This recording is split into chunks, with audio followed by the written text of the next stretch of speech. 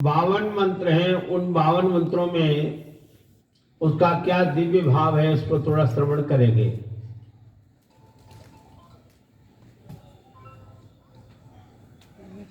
इस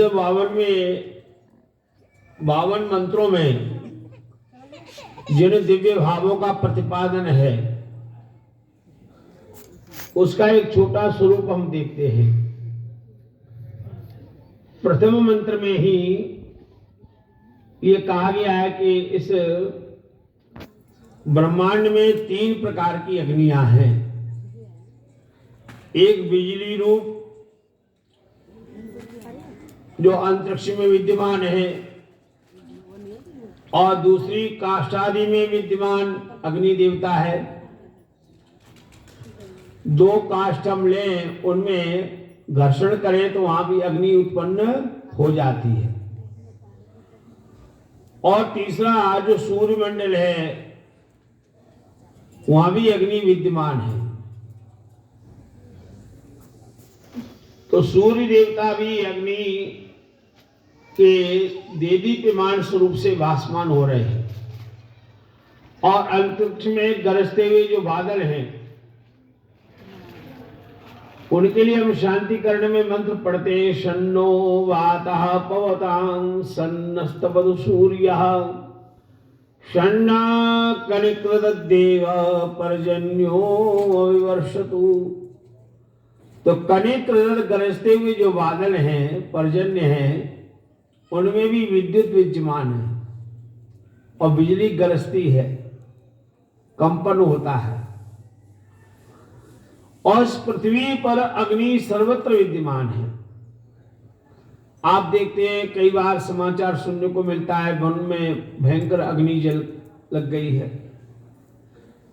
भारत में भी और विदेशों में भी अनेक उदाहरण आते हैं।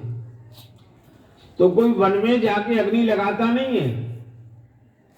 आंधी तूफान आया, पेड़ की डालियों में आकर घर्षण हुआ, डाली से डाली टकराई, बहुत तीव्र घर्षण होने से अग्नि उद्दीप्त हो जाती है। और यहां दूसरे मंत्र में विमान विद्या का वर्णन है। सप्तयुंजन्ति रथमेकं चक्रमेको अश्वो वैत सप्तनामा तृणावी चक्रम वज्रम अनर्मं यत्रेमा विश्वा भुवनादितस्तु। इस मंत्र में कहा जा रहा है जो विमान आदि रथ को बनाए सब लोगों के अधिष्ठान, जिसमें सब लोग ठहरते हैं, उस आकाश में गमनागमन सुख के लिए वे समग्र ऐश्वर्य को प्राप्त हो गए।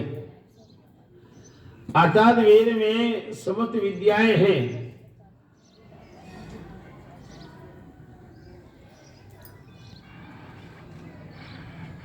तो विमान आदि विद्या भी वेद में है। जब भारत के प्रधानमंत्री श्री राजीव गांधी जी थे, उसमें विमान शास्त्र उनको भेंट किया गया था, महर्षि भरद्वाज द्वारा प्रतिपादित। और रामायण काल में पुष्पक विमान के विषय में हम श्रवण करते हैं, सुनते हैं। और ये जो बालक बैठा ना विभास, एक कल रात्रि को मेरे पास था, इसने एक अच्छा प्रश्न किया कि आचार्य जी, हनुमान जी जब लंका में गए तो वो उड़ करके गए थे या कोई विशेष विमान था, या समुद्र में तैर के गए?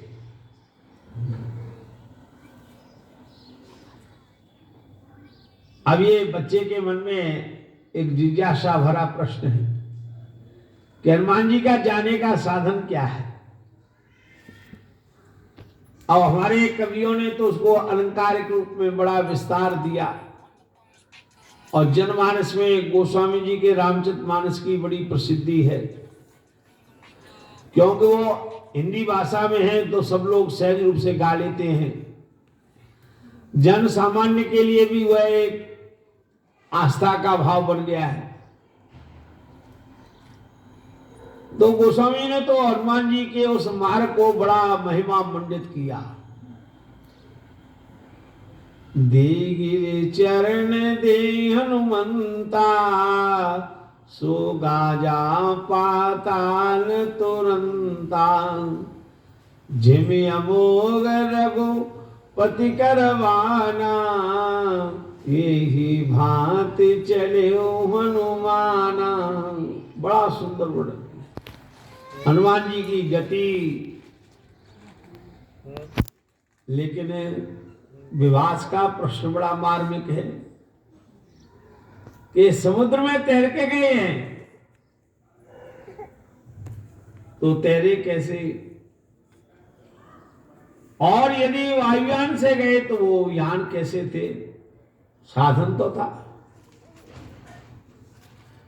लेकिन हनुमान जी के शौर्य और प्रताप को दर्शाने के लिए गोस्वामी जी ने उस प्रसंग को बहुत महिमा मंडित कर दिया। सुरसा भी आ गई, है ना, सर्पों की माता भी आ गई, और इतना विशाल उसने मुख फैला लिया। वो सुंदरकांड में पढ़ते हैं, बहुत प्रसंग है। हनुमान जी की परीक्षा ली सबने, और परीक्षा पास भी हो गई। और एक बात कही, तात स्वर्ग अपवर्ग सुख, धैर्य तुला एक अंग।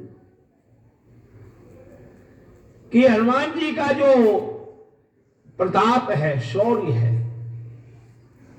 वास्तव में कोई न कोई दिव्य साधन जरूर रहा है जिसके द्वारा वो गए हैं। अब ये विषय बड़ा अन्वेषण का है। इसलिए वेद में यह कहा जा रहा है कि हमें विमान आदि शास्त्र बनाए, और तीसरे मंत्र में ही आया, इमं रथमधीये सप्ततस्तु सप्त चक्रम सप्तवहन्त्य स्वाहा। यहां कहा जा रहा है कि विमान आदि यानों को रचने को जो जानते हैं वे प्रशंसित होते हैं। और एक चौथे मंत्र में एक बड़ा दिव्य भाव है। यह भाव यह है कि पृथ्वी पर सबसे पहले जब मनुष्य की उत्पत्ति हुई तो मनुष्य ने अपने शरीर को देखा। तो यह कहा गया, जब सृष्टि के पहले ईश्वर ने सब शरीर बनाए तब कोई जीव इनका देखने वाला न हुआ। जब उनमें जीवात्मा प्रवेश किए तब प्राण आदि वायु रुधिर आदि धातु जीव को मिलकर देह को धारण करते हुए, चेष्टा करते हुए इत्यादि विषय की प्राप्ति के लिए विद्वान को कोई पूछने को जाता है, किंतु सब नहीं। कौन कौन लोग हैं जो इस शरीर की महिमा को जानना चाहते हैं? हम लोग भी जितने यहां बैठे हैं भिन्न भिन्न आयु के, हमें से कोई 70 और 80 वर्ष का भी है। जब हमारे शरीर में कोई रोग हो जाता है तो उस रोग के निवारण के लिए हम डॉक्टर के पास, वैद्य के पास जाते हैं। लेकिन सच बताइए, क्या आप में से, हम में से कोई व्यक्ति आज तक कभी किसी विद्वान, आचार्य, गुरु के पास इसलिए गया कि हमारा ये शरीर कैसे बना है, इसमें पांचों ज्ञानेंद्रियों, पांचों कर्मेंद्रियों का प्रकटीकरण कैसे हुआ, इस शरीर में प्राण कैसे आया, इस शरीर में मन, बुद्धि, अंतःकरण चतुष्टय का स्वरूप क्या है, इस शरीर में बाल्यावस्था, युवावस्था, वृद्धावस्थाएं कैसे आती हैं, क्या हमने इस प्रश्न को उत्तर जानने के लिए किसी विद्वान आचार्य के पास गए? सोचो। और नहीं गए तो जाना चाहिए। प्रश्न मन में नहीं उठाया तो उठना चाहिए। हम प्रतिदिन अपने शरीर को देख रहे हैं, लेकिन इस शरीर की महानता को तो जानो। देहिनो अस्मिन् यथा दे कौमारं यौवनं जरा तथा देहांतरा प्राप्ति धीरस्तत्र न मुह्यति।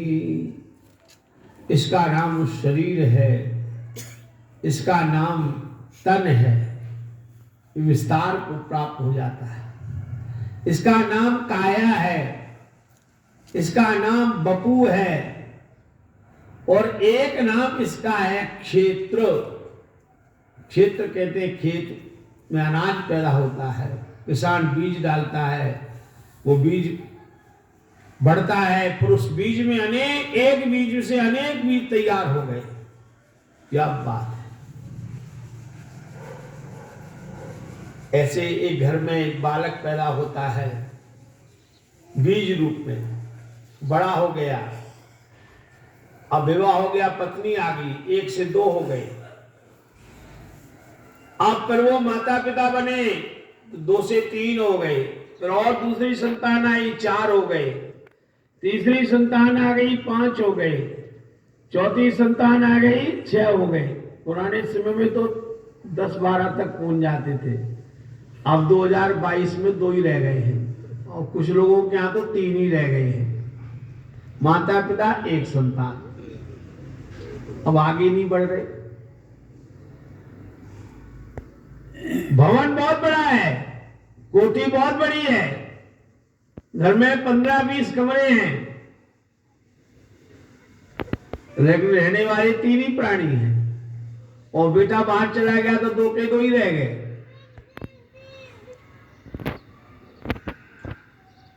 आप कल्पना कीजिए, जिनके लिए हम भवन बना रहे हैं, जिनके लिए हमारी तैयारियां हैं, एक बार तो घर में बैठ करके सारा परिवार इस बात को जाने, इस शरीर की महिमा क्या है। आदित्यस्य गतागतैरहरः संक्षीयते जीवनम्। सूर्य के आने और जाने से, सूर्य उदय और अस्त होने से प्रतिक्षण हमारा जीवन घट रहा है।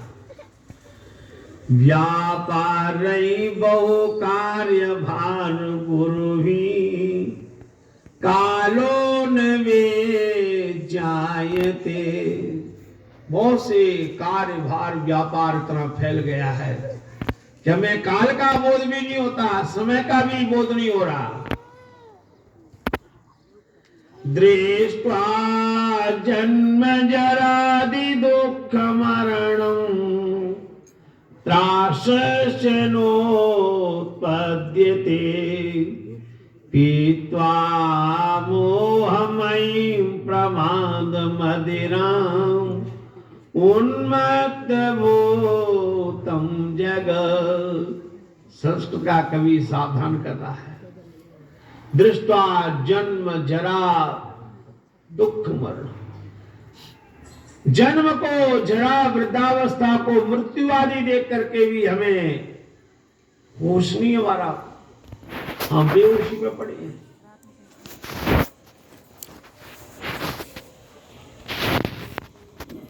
और इसलिए नीतिकार कह रहा है बहुत अच्छी बात, पीत्वा मोहमयीं प्रमाद मदिराम। ये मदिरा कैसी है, उस मदिरा का विशेषण यह दिया, पीत्वा, पीकर, मोहमयीं प्रमाद मदिराम। मोह से भरी हुई, ये प्रमाद आलस्य से भरी हुई मदिरा है। ये मदिरा शराब वाली नहीं है, बोतल वाली नहीं है, ये मदिरा हमारे घर में है, हमारे जीवन में ही है। मोहमयी, प्रमाद, आलस्य, जगना ही नहीं है। अब हम लोगों ने इतनी देर यज्ञ कर लिया, क्या समय 10 बज रहे हैं, और अभी आप, इसका नाम उदयपुर है, यहाँ सवेरे उदय हो जाना चाहिए। कल मैंने उदयपुर की बात कही थी, इसका नाम उदय है ना, अस्तपुर नहीं है, ये उदयपुर है। उदय हो जाए, ज्ञान का उदय, यज्ञ का उदय, भक्ति का उदय, विद्या का उदय, संस्कारों का उदय।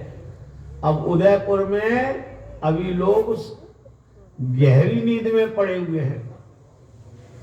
जगाओ तो कहेंगे अच्छा सवेरा हो गया, हम कहेंगे अब तो 10 बज गए, हमने तो ऋग्वेद का यज्ञ भी बहुत कुछ कर लिया।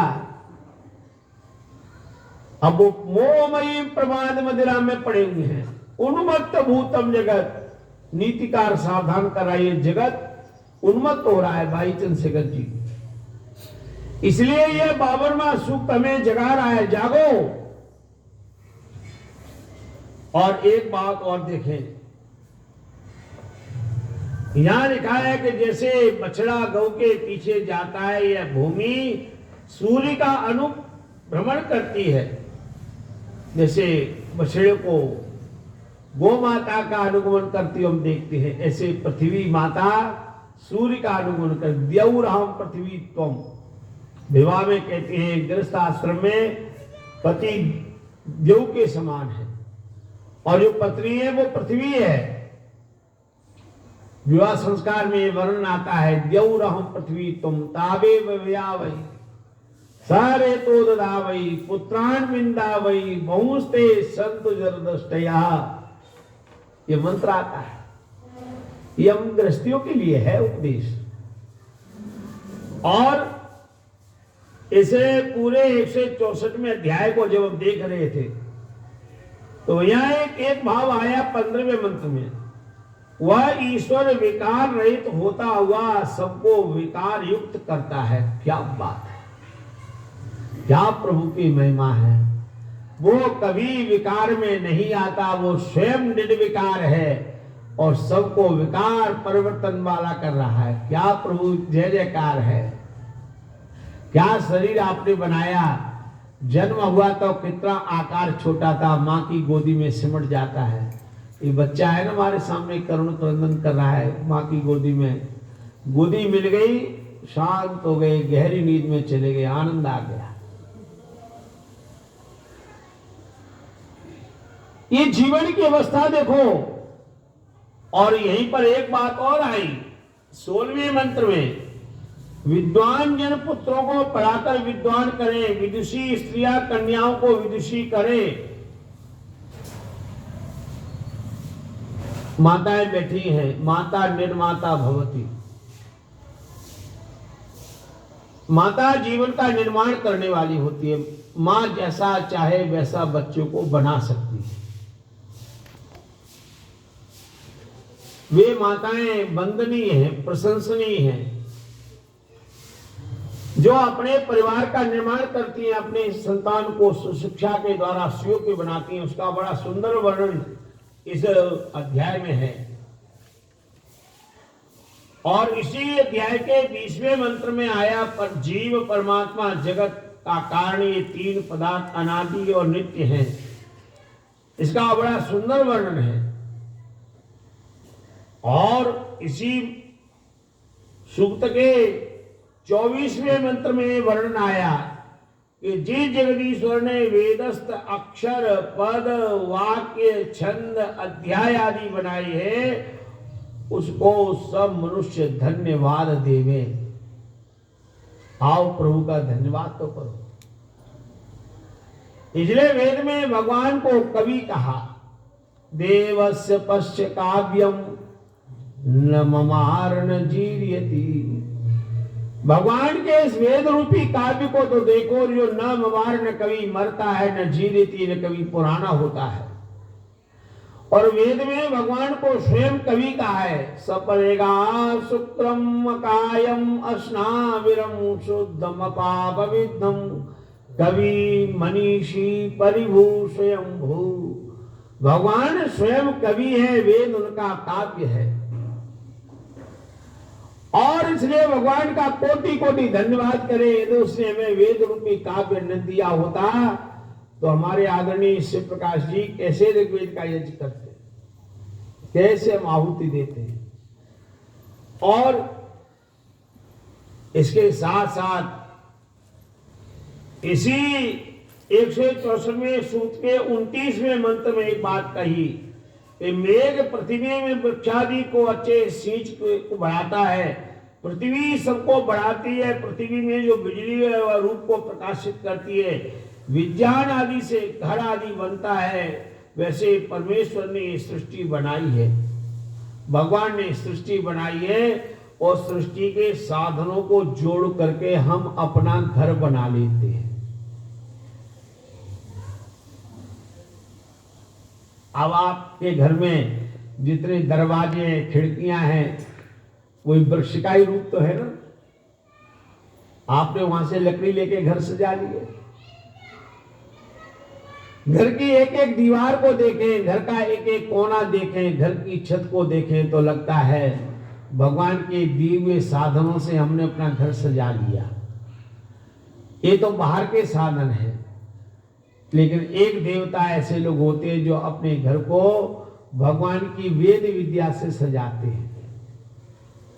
आप में से वे लोग सौभाग्यशाली हैं जिनके घर में वेद है, उपनिषद है, गीता है, रामायण है। कुछ लोग ऐसे हैं जिनके घर में वो कहते हैं जी गीता रामायण तो नहीं है। फिर क्या है जी, हमारे घर में तो पूरी की पूरी अलमारी भरी पड़ी है दवाइयों की। हॉस्पिटल है तो घर को हॉस्पिटल मत बनाओ। घर में वेद होंगे तो दवाई की जरूरत नहीं पड़ेगी, घर में उपनिषद रामायण होंगी तो दवाइयों की जरूरत नहीं पड़ेगी। शरीर की अवस्था से दवा भी चाहिए, लेकिन घर को हॉस्पिटल बना लें वो तब बनेगा जब हमारे जीवन में धार्मिकता नहीं होती। यदि जीवन में धार्मिकता है तो शरीर में रोग आएंगे ही नहीं। और हम ये प्रार्थना करते हैं तेजोसी तेजोमयी देही, तो ये केवल वाक्य नहीं है, ये हमारे जीवन की अवधारणा होनी चाहिए। हमारा दृढ़ विश्वास होना चाहिए मेरे जीवन में तेज आएगा, सामर्थ्य आएगा, शक्ति आएगी। और यहां बहुत सुंदर प्रश्न है 4 मंत्र संख्या 34 और 35 में। 34 में 4 प्रश्न हैं और 35 में 4 उत्तर हैं। पहला प्रश्न है पृच्छामि त्वां परमंतम पृथिव्या। इसका उत्तर 35 में वेद मंत्र में है यम वेदी परवंता पृथिव्या। ये वेदी पृथ्वी का दिव्य स्वरूप है।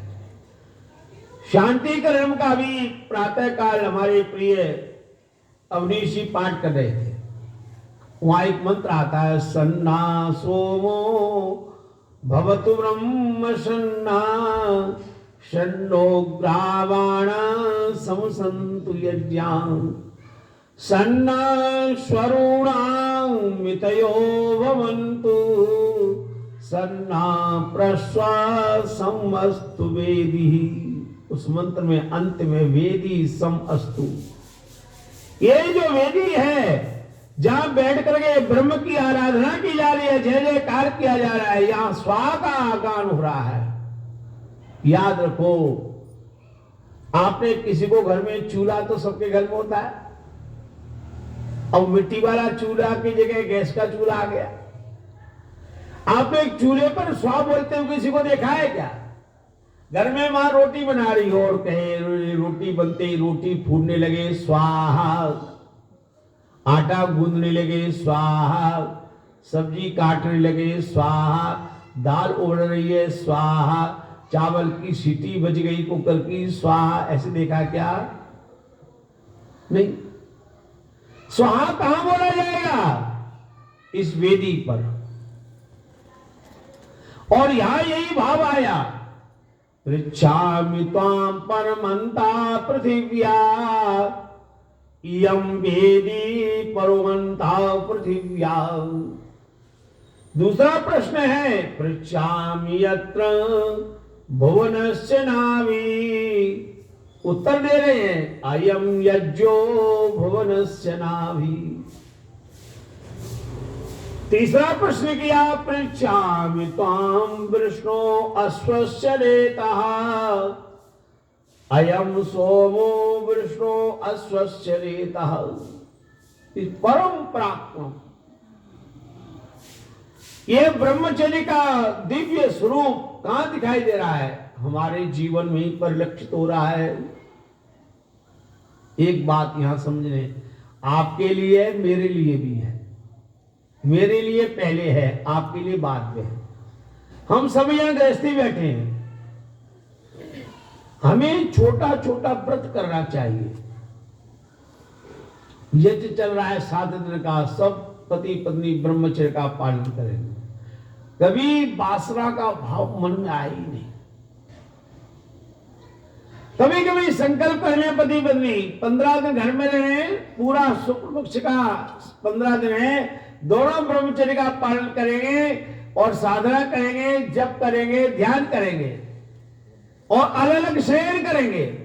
ये एक बहुत बड़ी बीमारी है। बड़ी बड़ी पलंग खरीद लिए लोगों ने। अब मेरी देवी जी भी बैठी है पास में। अलग अलग स्थान बनाओ घर में, अलग अलग सो जाओ। क्या ये जो व्यर्थ की बहुत सारी समस्याएं हम मोल ले लेते हैं। हमारे जगने का कोई नियम नहीं, हमारे सोने का कोई नियम नहीं, हमारे आहार का कोई नियम नहीं, हमारे व्यवहार का कोई नियम नहीं, हमारे संयम का कोई नियम नहीं। निकामे निकामे नः पर्जन्यो वर्षतु फलवत्यो न औषधया पचन्ताम्। वहां एक मंत्र में एक शब्द आता, दोग्ध्री धे नुर्वोड़ा अनन्वाना सुसप्ति पुरंधिरियोषः जिष्णु रतिष्ठा सभेयो युवासी यजमानस्य वीरो जायताम्। इसका पालन कोई करे न करे, हम तो करें। हमारे आचार्य सत्यानंद जी इस बात को बड़ा बल दे करके कहते हैं। और आपको सुन के आश्चर्य होगा, हमारे पूज्य स्वामी व्रतानंद जी महाराज चित्तौड़ गुरुकुल में जब मैं गया एटा गुरुकुल से, तो वहां कबड्डी खेलते ब्रह्मचारी जी। मैंने जीवन में पहली बार ऐसा देखा। जब कबड्डी गुरुकुल में खेलना प्रारंभ हुआ तो सबके हाथ में एक तौलिया दे दी गई। अब छूना नहीं है ब्रह्मचारी, कबड्डी करेंगे तो छुएंगे। हमने की कैसी कबड्डी है कि तौलिए से छूना है ऐसे। स्वामी जी ने कहा कोई ब्रह्मचारी किसी को स्पर्श न करे, शरीर को स्पर्श नहीं करना है, तौलिए से छूना है। हमने कहा ये कबड्डी का एक नया रूप है, आप सोच सकते हैं। और भाई अवनीश जी, चित्तौड़गढ़ गुरुकुल की मार्कशीट आप देखेंगे, मेरे पास आज भी है 8वीं कक्षा की। एक दिन मैंने अपने बच्चों को दिखाई, बड़े हंसे जोर जोर से। पता है उसमें 20 विषय हैं। किसके? सत्य बोलने के नंबर, सेवा के नंबर, सदाचार के नंबर, ब्रह्मचर्य के नंबर, अपरिग्रह के नंबर, ठीक समय पर जागने के नंबर, ठीक समय पर सोने के नंबर, गुरु आज्ञा के नंबर, अतिथि सेवा के नंबर, मित्रता के नंबर। ऐसे उसमें 15-20 विषय हैं। पूरे साल भर ये देखा जाता था एक ब्रह्मचारी में अतिथि सेवा कितनी है, गुरु भक्ति कितनी है, क्रीड़ा कितनी है, संध्या के समय ठीक अपने आप बैठता है या बार बार गुरु जी को कहना पड़ता है कमर सीधी करो, हाथ ऐसे। इनके नंबर है मार्कशीट। आज तक आपने भारत में ऐसा विद्यालय देखा है? आजकल हमारे विद्यालयों में, मैं भी अध्यापन कार्य करता हूं, नंबर किसके हैं? मैथ में, साइंस में, संस्कृत में, हिंदी में, एसएसटी में, कंप्यूटर साइंस में। साइंस का भेद कर दे तो वायु में, केमिस्ट्री में, फिजिक्स में कितने नंबर है? यही है ना। हमने कभी डिसिप्लिन के नंबर दिए? हमने किसी बच्चे की मित्रता के नंबर दिए? यदि हमने इनके नंबर दिए होते, आज की विद्यालय की पाठशाला में ये बात चलती। और हमारे यशस्वी प्रधानमंत्री आदरणीय मोदी जी आने वाले समय में ऐसी व्यवस्था बना दे, शिक्षा के अंदर नैतिक शिक्षा आ जाए, मोरल एजुकेशन का पाठ आ जाए, तो बच्चों में जागृति आ जाएगी। इसके भी नंबर होने चाहिए। क्या बच्चा घर में सवेरे जगता है, माता पिता के पैर छूता है? पूछा जाए माता पिता से। घर में कोई अतिथि आता है तो माता पिता को कहना पड़ता है बेटा पानी लेके जाओ। कुछ घर में ऐसे बच्चे होते हैं, अतिथि आया नहीं, माता को पता ही नहीं लगा, पिताजी को पता नहीं लगा, बच्चा पानी लेके आ गया, लीजिए पानी पीजिए। और एक बच्चे को घर में कहना पड़ता है बेटा अंकल आए पानी ले आओ। इसलिए ये बात यहां समझ लीजिए कि हमारे परिवारों का निर्माण कैसे होगा। हमारी शिक्षा केवल बहिरंग न बने, शिक्षा आंतरिक होनी चाहिए। और भाई अवनीश जी, एक बार मैंने एनसीईआरटी दिल्ली में प्राचीन जो हमारी शिक्षा प्रणाली थी, नालंदा विश्वविद्यालय, तक्षशिला विश्वविद्यालय की, उसकी पाठ्यक्रम विधि को मैंने देखा कि उनका पाठ्यक्रम उस जमाने में क्या था। नालंदा विश्वविद्यालय में कैसे पढ़ाते थे, तक्षशिला विश्वविद्यालय में कैसे पढ़ाई होती थी, जहां आचार्य चाणक्य और पाणिनि जैसे लोग पढ़े, विद्वान, और वहीं आचार्य बने वो। इसी पाकिस्तान में झेलम के किनारे भारत का वो गौरवपूर्ण विश्वविद्यालय, उस जमाने में 10,000 छात्र पढ़ते थे उस विश्वविद्यालय में। जहां विदेशों के छात्र भी आते थे तब भारत विश्वगुरु कहलाता था। और आज हमारे छात्र विदेशों में भाग रहे हैं। यहां से IIT पढ़ते हैं और सारी ऊर्जा चली जाती है विदेशों में। भारत की IIT, भारत सरकार का पैसा, भारत सरकार की छात्रवृत्ति, और बच्चे पढ़ लिख करके चले गए विदेश। अब वहां कार्य कर रहे हैं। सारी बुद्धि का, सारी ऊर्जा का पलायन हो रहा है। अब एक समय आ गया है, नई शिक्षा नीति में बड़े परिवर्तन हैं। अपनी शिक्षा के द्वारा अपने देश की, अपनी संस्कृति को महान कैसे बनाएं, इसलिए वेद के इस मंत्र को समझ लें। और एक दो बात और इस अध्याय की हम देखें। यह बड़ा प्रसिद्ध मंत्र है और ये इसी 164वें सूक्त का 45वां मंत्र है।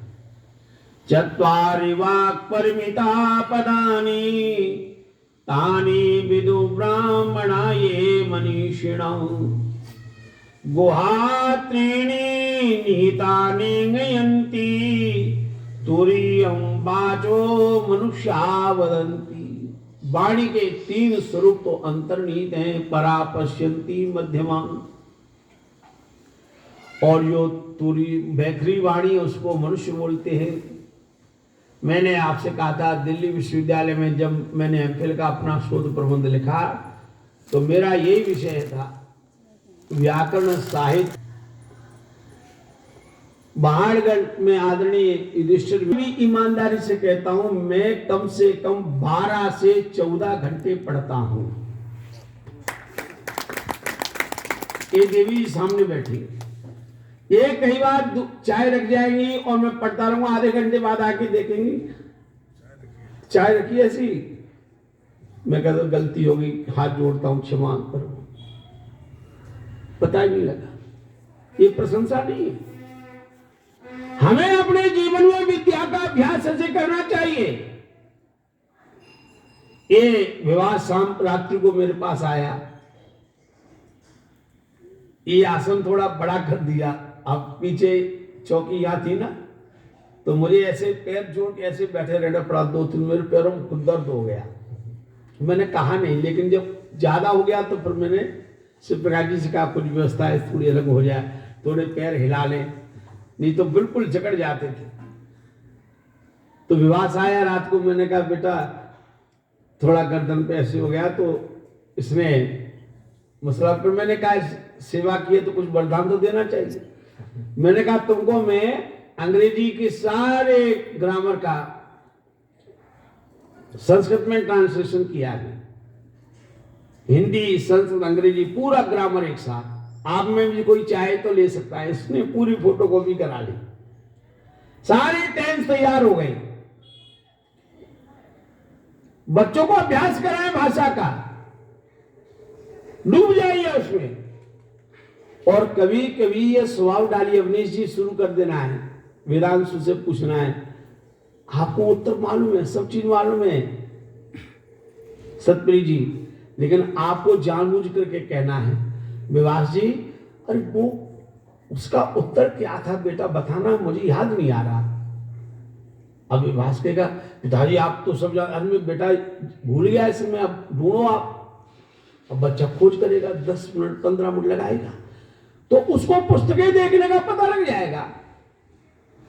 वैसे आप कहो बेटा अलमारी जाके देखो तो बच्चा नहीं देखेगा। अब आपने पुस्तक बता दी, ढूंढो।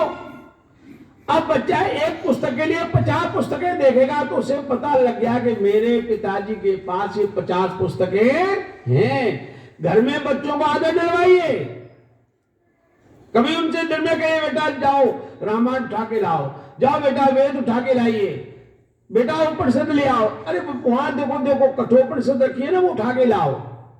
आप उठा के ला सकते हैं, लेकिन बच्चे को ये शब्द पता लग गया कि कोई उपनिषद होती है और एक उपनिषद का नाम कठोपनिषद भी है।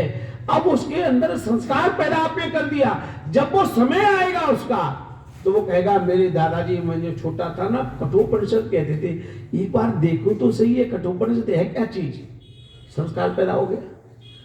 घर में हम बच्चों से पानी मंगाते हैं, घर में बच्चों से भोजन मंगाते हैं। मैं कहता हूं भोजन और पानी तो मंगाइए, लेकिन साथ में दिन में कम से कम 5 बार कहो बेटा ये पुस्तक लेके आओ। आप प्रयोग करके देखिए। बच्चा दिन में 5 पुस्तकें लाएगा तो आपने उसको बिना बताई 5 पुस्तकों का बोध करा दिया। जितनी बड़े आयु के लोग बैठे, मेरी प्रार्थना है कि घर में अभ्यास कीजिए। और मैंने ये अभ्यास अपने घर में अपने बच्चों से भी कराया है।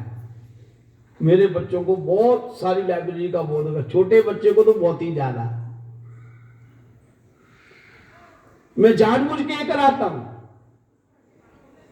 क्योंकि प्रायः मैंने ये देखा है, और आप भी भाई चंद्रशेखर जी इस बात को मानिए कि मैंने ऐसे देखा बड़े बड़े विद्वान अपने जीवन में खुद विद्वान तो रहे, लेकिन उनके बच्चे इंजीनियर डॉक्टर बन गए। और उनके जाने के बाद से उनके बच्चों ने एक दिन किसी को बुलाया, कहा ये देखो मेरे घर में वेद रामायण रखी है पुस्तकें, हमारे तो किसी काम की है नहीं, हमने तो कभी देखी नहीं, इनमें होता क्या आप सब ले जाओ। और पिताजी के जाने के 15 दिन बाद पूरा साहित्य खाली। क्यों ऐसा हुआ? ये कार्य विद्वानों के घरों में हो रहा है, आचार्यों के घरों में हो रहा है, क्योंकि उन आचार्यों विद्वानों ने अपने बच्चों को कभी रामायण गीता उनके हाथ में दी ही नहीं। खुद प्रवचन किए दूसरों के लिए, लेकिन अपने घर में प्रवचन नहीं किया। ऐसे बहुत लोगों को मैंने देखा है, मैं जानता भी हूं। लेकिन एक है हमारे शिव प्रकाश जी, कोई गुरुकुल में नहीं पढ़े, कोई गुरुकुल में आचार्य नहीं है, भरतपुर में रहे, बैंक में सर्विस की। और बैंक में सर्विस करने वाला व्यक्ति अपने परिवार को कितना योग्य बना सकता है, इसका एक उदाहरण देखिए। आप में से कितने लोग हैं जो किसी गुरुकुल में नहीं पढ़े, लेकिन संस्कार है, उन संस्कारों ने आज आपके जीवन को कितना विभाषित कर दिया है।